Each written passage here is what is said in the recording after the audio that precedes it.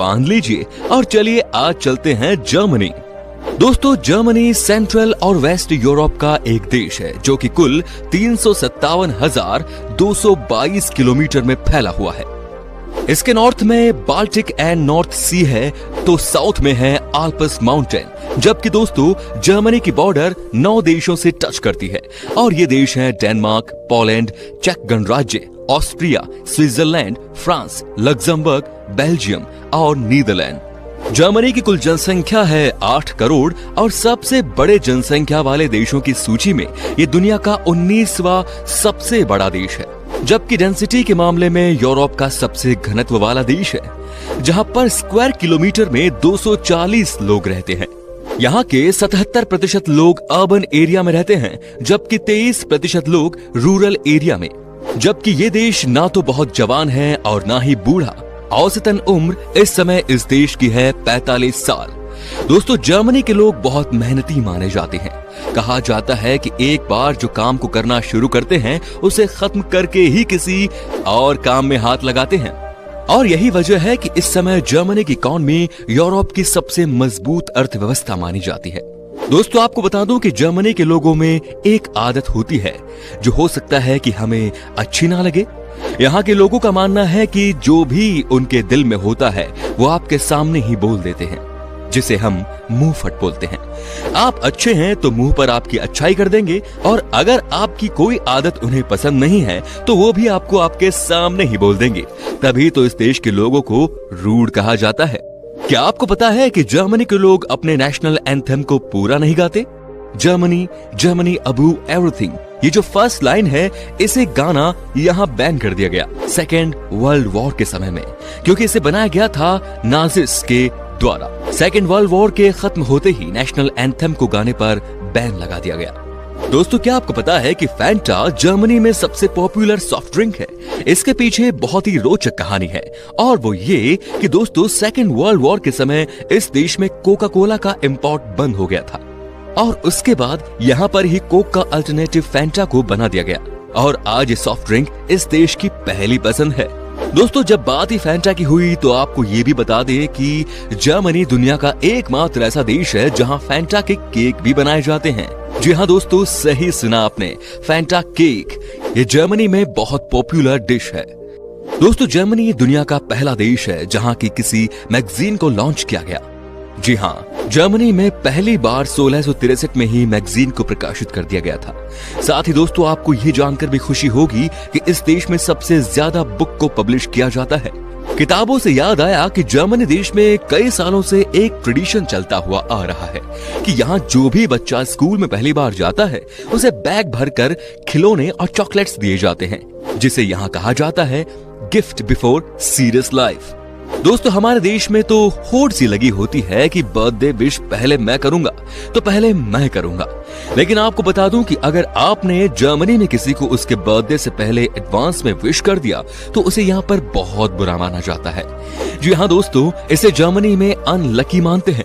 आपको जानकर हैरानी होगी कि इस देश में भी आप जो मर्जी वो अपने बच्चों का नाम नहीं रख सकते। हालांकि यहाँ सरकार ने कोई नाम नहीं सजेस्ट किया हुआ है, बल्कि यहाँ के बारे में कहा जाता है कि आपको खुद ही अपने बच्चों का ऐसा नाम रखना पड़ता है जो कि आसान हो बोलने में। इसीलिए इस देश में 60% लोगों का नाम माइकल से ही शुरू होता है। दोस्तों, इस बात से कोई मना नहीं कर सकता कि जर्मन खाना दुनिया भर में बहुत मशहूर है अपनी फ्रेशनेस के लिए। यहाँ पर आपको 1000 से ज्यादा तरह के सॉसेज मिलते हैं, तो वहीं 15,000 से ज्यादा तरह की बियर भी आप पी सकते हैं। इतना ही नहीं, आप यहाँ 300 से ज्यादा तरह के ब्रेड का जायका भी ले सकते हैं। दोस्तों, जर्मनी लैंग्वेज सीखना इतना आसान नहीं है। रिसर्च के अनुसार ये दुनिया की तीसरी सबसे कठिन भाषा है। बहुत कम ही लोग होते हैं जो जर्मन ना होकर इस भाषा को सीख पाते हैं।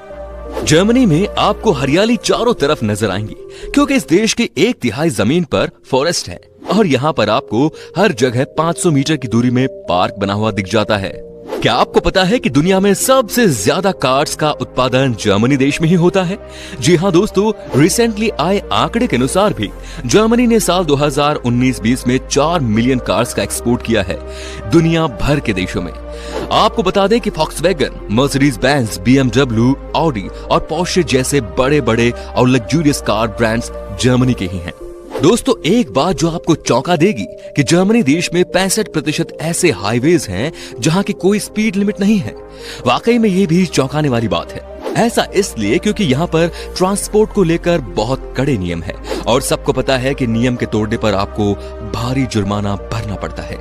इसीलिए यहाँ फुल स्पीड पर चलने के बाद भी एक्सीडेंट ना के बराबर ही होते हैं। क्या आपको पता है कि जर्मनी में संडे मतलब फन डे होता है? जी हाँ दोस्तों, कहने का मतलब ये कि संडे के दिन यहाँ पर सबकी छुट्टी होती है। इनफैक्ट संडे के दिन आप अपने घर का कोई छोटा मोटा काम भी नहीं कर सकते क्योंकि यहाँ प्लम्बर से लेकर सबकी छुट्टी होती है। जर्मनी की कैपिटल सिटी बर्लिन है जो फ्रांस की राजधानी पेरिस से 9 गुना ज्यादा बड़ी है और साथ ही साथ इस शहर में इटली के वेनिस से कई ज्यादा ब्रिज हैं। जी हाँ दोस्तों, बर्लिन की खूबसूरती की बात सबको पता है। दोस्तों जब बात हुई है खूबसूरती की तो ये कहना भी जरूरी है कि जर्मनी की महिलाओं को दुनिया की सबसे खूबसूरत महिलाओं में से एक कहा जाता है और वे बहुत फ्रैंक भी होती है। अगर इसके साथ आपकी एक बार दोस्त बन गए तो समझिए कि लाइफ टाइम तक दोस्त रहेंगे।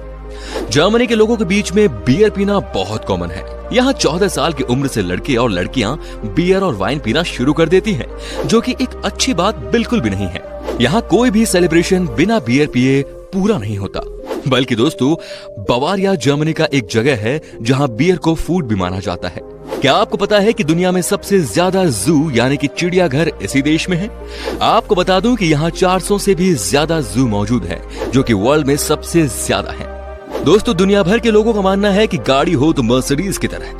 हमारे देश में भी मर्सिडीज वालों को एक अलग ही नजर से देखा जाता है।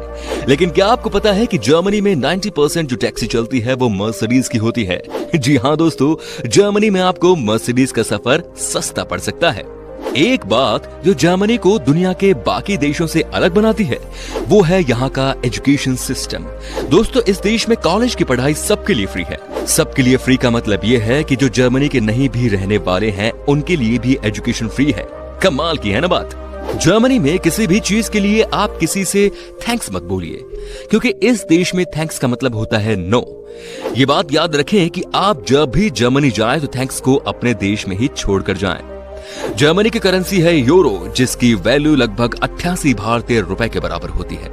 दोस्तों अब हम आपको बताते हैं कि अगर आपको कभी भी जर्मनी जाने का मौका मिले तो वो कौन सी जगह है जहां आप घूमने के लिए जा सकते हैं। जानते हैं स्प्री नदी। दोस्तों ये खूबसूरत नदी बर्लिन में है जिसके दोनों तरफ साइकिल की सवारी का आनंद लिया जा सकता है। स्प्री नदी में क्रूज की सुविधा भी अवेलेबल है। तकरीबन 90 मिनट के क्रूज के सफर में बर्लिन के इतिहास की जानकारी दी जाती है। स्प्री नदी एक तरह से बर्लिन की संस्कृति का एक अहम हिस्सा है। इस नदी के एक तरफ जहां एक से बढ़कर एक ऐतिहासिक इमारतें हैं, वहीं दूसरी तरफ तफरीह करने वालों और पर्यटकों की भीड़ होती है। इस नदी के आसपास आपको एक से बढ़कर एक स्ट्रीट परफॉर्मर दिख जाएंगे। अब बात करेंगे कैथेड्रल ऑफ कोलोन। कोलोन का कैथेड्रल जर्मनी की एक ऐतिहासिक जगह है। इसे 1880 में बनाया गया था और उस वक्त इसे दुनिया का सबसे बड़ा निर्माण भी कहा गया था। 1996 में यूनेस्को की विश्व विरासत सूची में रह चुके इस कैथेड्रल को देखने के लिए दुनिया भर से हर साल 60 लाख लोग आते हैं। दोस्तों जब भी आप जर्मनी जाएं इस जगह को आप मिस न करें। अब बात करते हैं मनहाइम बारोक पैलेस। 500 शानदार कमरों के साथ ये दुनिया के सबसे बड़े बारोक महलों में से एक है। दूसरे विश्व युद्ध में इस महल को बहुत नुकसान हुआ था, लेकिन 2007 में इसे दोबारा उसी रूप में तैयार किया गया। बहुत ही खूबसूरत इस महल की बनावट आपको हैरान कर देगी। अब बात करते हैं लेक कॉन्स्टेंस क्षेत्र। फूलों के द्वीप मैनाओं के पार्क लोगों को अपनी तरफ खींचते हैं। यहाँ के कस्बे और गांव भूमध्यीय रंगों से भरपूर दिखते हैं, इसीलिए लेक कॉन्स्टेंस क्षेत्र एक लोकप्रिय पर्यटन स्थल है। अब बात करते हैं रोथेनबर्ग ओब डेर टाउबर की।